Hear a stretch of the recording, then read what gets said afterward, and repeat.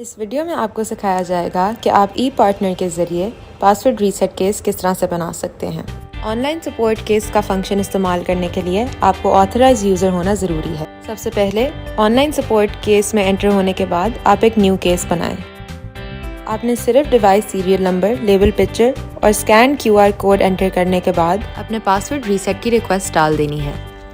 Serial number enter करने के दो तरीके हैं, या तो आप डिवाइस लेबल पे दिए हुए बार कोड को स्कैन करें या आप खुद से सीरियल नंबर एंटर करें। ये ऑप्शंस आपके डिवाइस मॉडल और फर्मवेयर वर्जन के हिसाब से दी जाएंगी।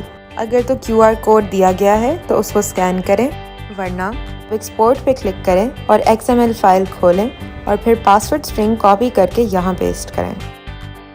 सबमिट करने के बाद सपोर्ट टीम जल्द से जल्द आपसे राब्ता करेगी।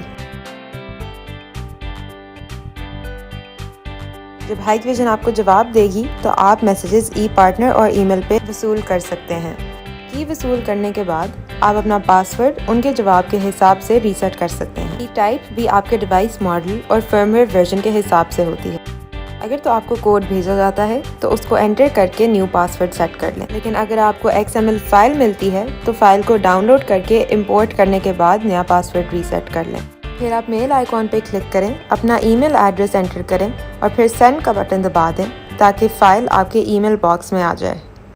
अगर रीसेट फेल कर जाए तो अपने कंप्यूटर और हाइकविजन डिवाइस को रीबूट करें ताकि आप फिर से QR कोड या XML फाइल एक्सपोर्ट कर सकें।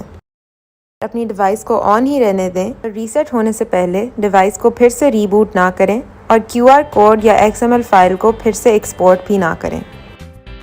पासवर्ड रीसेट रिक्वेस्ट को फिर से सबमिट करने के लिए रिप्लाई को क्लिक करें।